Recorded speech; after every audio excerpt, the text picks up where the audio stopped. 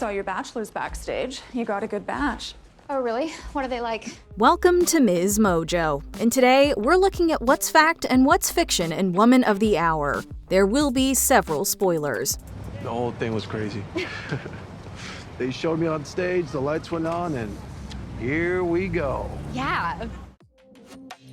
Number 10. Sally Field was on the dating game. Right. Desperate for work, Cheryl Bradshaw, portrayed here by Anna Kendrick, books a gig on the dating game. Although Bradshaw has reservations, her agent insists it'll be good exposure, citing Sally Field as a former contestant who went on to bigger things. She's not totally wrong. But still, it just feels... Beneath you? Between starring in the short-lived sitcom Gidget and the more successful The Flying Nun, Field did appear on the dating game in 1966. Although she initially didn't realize it, one of the bachelors was a surf instructor on Gidget and another dated Field in high school. Two gentlemen out of your past. Well, who can you have? There's no one else left. Oh yes, there's number 3 back there with his cream of wheat. Ironically, Field wound up selecting the bachelor she hadn't met before. Field is far from the only person who found fame after the dating game, which featured the likes of Farrah Fawcett, Michael Jackson, and Arnold Schwarzenegger. Well, let's see if you understand this. Playing around. Playing around with what? My goodness. We might have to take a little time with you. Number 9. Host Ed Burke. Wrong. You're an intelligent girl. Anyone can see that. When you get on that stage, though, I don't want you to play so smart, all right? The guys are getting intimidated. You know, boys, they're babies. Right.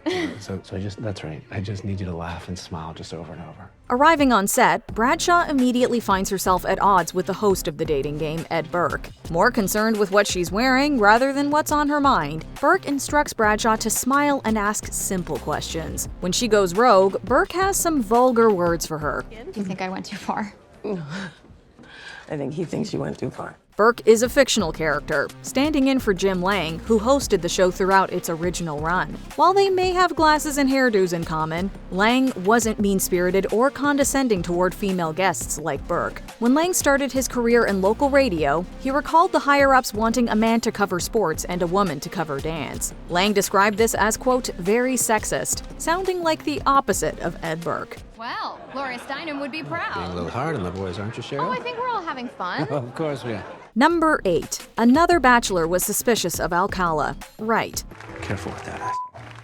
All right, thank you, gentlemen. We have some very fine parting gifts for you right out this way. The film depicts Rodney Alcala clashing behind the scenes with fellow contestant Arnie Aslan. Bachelor number 2 was actually named Jed Mills, an actor who went on to appear in movies like Casino and shows like Twin Peaks. Meanwhile, the crude Arnie is said to be a furniture designer. While Arnie Aslan isn't meant to resemble Jed Mills, neither would want to be left alone with Alcala. Mills found Alcala to be, quote, creepy, especially when they were in the green room and he said, quote, I always get my girl. He might not have warned Bradshaw as Arnie does in the film, but Mills was right to be skeptical of Alcala.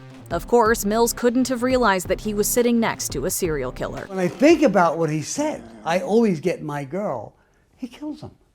That's what he's talking about. Number 7. Bradshaw wrote challenging questions. Wrong. At first, Bradshaw complies with Burke's request to play nice and stick to the script. Receiving encouragement from her makeup artist, Bradshaw comes up with wittier questions that'll put the 3 bachelors to the test. Sorry, I'm on a diet. Bachelor number 1, how's that theory of special relativity coming along? Groovy, keep at it. Bachelor number 3, what's the difference between a boy and a man? Alcala is the only one who isn't caught off guard, knowing what Bradshaw and the audience want to hear. The real Cheryl Bradshaw didn't conceive her own questions on the spot. Rather, she asked more traditional dating game questions, keeping things upbeat and lighthearted, at least on the surface. Bachelor number 1, I am serving you for dinner. Oh. What are you called and what do you look like? For the film, Anna Kendrick suggested that Bradshaw take control of her surroundings and have some fun. While Bradshaw rebels against the sexism on set, her actions ironically bring her closer to a date with Alcala. What are girls for? Yeah, that's right.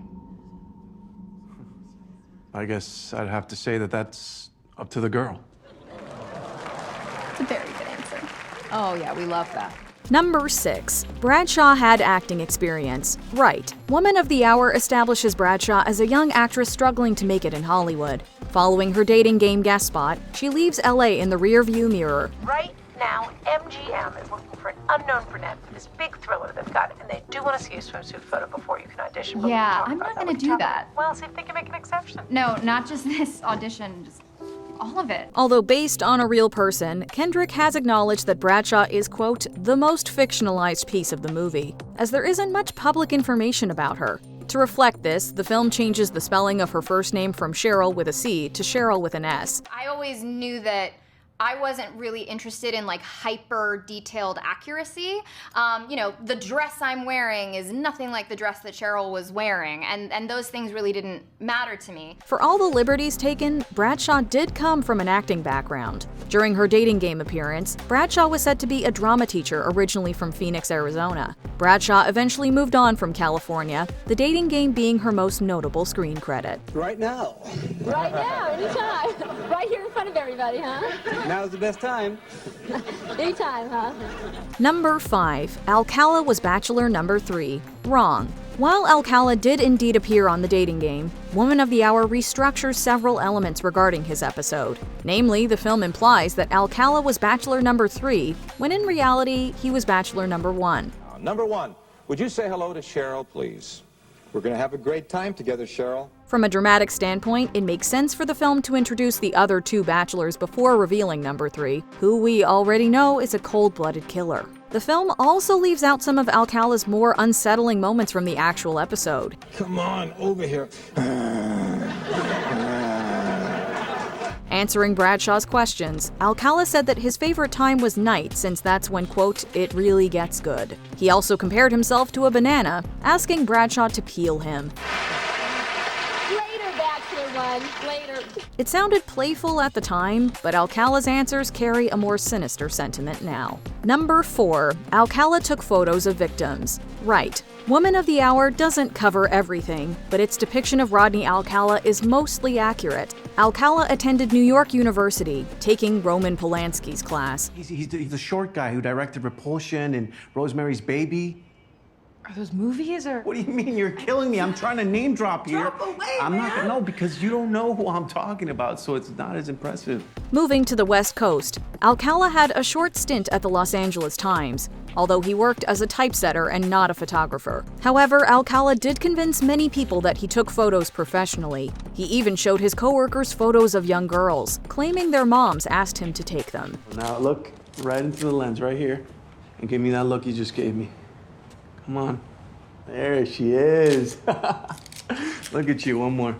You know, Farrah Fawcett, she's got nothing on you. While some found this odd, the pictures told a deadlier story than anticipated. After the authorities caught up to Alcala, they released 120 of his photos, hoping to identify victims. As the film portrays, Alcala would often strangle and revive victims before killing them. Whether it's for a minute or for an hour, I'd like to sit relatively close to a special girl whenever I get the chance. Number 3. A victim's friend was in the audience. Wrong. Nicolette Robinson plays Laura, a dating game audience member who recognizes Alcala as the man who sexually assaulted and murdered her friend. Laura attempts to tell a security guard and the police, but nobody takes her seriously. George Eliot. He's an executive producer on the dating game. Do you know where I could find him? It's very important that I speak with him. I doubt that very much. Why? Because I'm George Eliot. Although many can relate to Laura's frustrating experience, the character is fictional. It's also worth noting that before moving to California, Alcala had already been arrested multiple times, made the FBI's 10 most wanted list, and was incarcerated for over a year. He was hired by the Los Angeles Times to work as a typesetter. He took photos at weddings, and he was a registered sex offender during all of that, and nobody ever checked. This made it all the more shocking that Alcala not only landed a spot on the dating game, but his appearance did little to raise his criminal profile. Even if somebody had recognized Alcala from his episode, they might have hit the same roadblocks as Laura. I did file a report in December of last year, and I don't know what else to tell. This man, he was on national television. Look, I don't know who you spoke with. I don't know who I spoke with either. How many times? You forget it.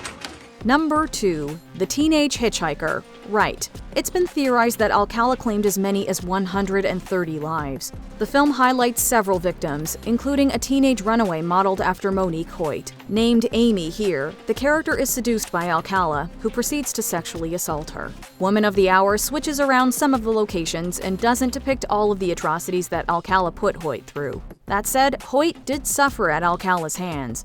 I'm gonna take a leak. You want something? I'm okay. As shown in the film, Hoyt gave Alcala the slip at a gas station and alerted the authorities. Alcala would be arrested, although his mother bailed him out. This allowed Alcala to kill at least 2 more individuals before being apprehended again. This time, Alcala would be put away for good, dying behind bars in 2021. Alcala was sentenced to death in 2010 for 5 murders in California between 1977 and 1979. Before we continue, be sure to subscribe to our channel and ring the bell to get notified about our latest videos. You have the option to be notified for occasional videos or all of them. If you're on your phone, make sure you go into your settings and switch on notifications. Number 1. Bradshaw went on a date with Alcala. Wrong. Although Bradshaw ultimately chose Alcala, Woman of the Hour adds another chapter. I guess I'll see you in Carmel. I mean, do you want to go somewhere now? After the show's taping, Alcala asks Bradshaw out for drinks. Bradshaw is initially charmed by the Bachelor, but it doesn't take long for her to realize something is off. So I guess this means we're not really meeting up in Carmel anymore? Yeah, I'm not going anywhere with you. Alcala attempts to corner her in the parking lot. Once several witnesses arrive on the scene, Bradshaw manages to get away unharmed. While it makes for a more intense final act, the real Bradshaw immediately got, quote, weird vibes from Alcala after meeting him face to face. Despite winning tennis lessons, Bradshaw called contestant coordinator Ellen Metzger, saying she wasn't comfortable going on a date with this, quote, very strange man. Metzger sympathized with Bradshaw, whose instincts about Alcala likely saved her life. The question beneath the question remains the same. All right. What's the question? Which one of you will hurt me? Which true crime stories do you think would make interesting movies? Let us know in the comments. I felt looked at. How do you feel right now? Do you agree with our picks? Check out this other recent clip from MsMojo. And be sure to subscribe and ring the bell to be notified about our latest videos.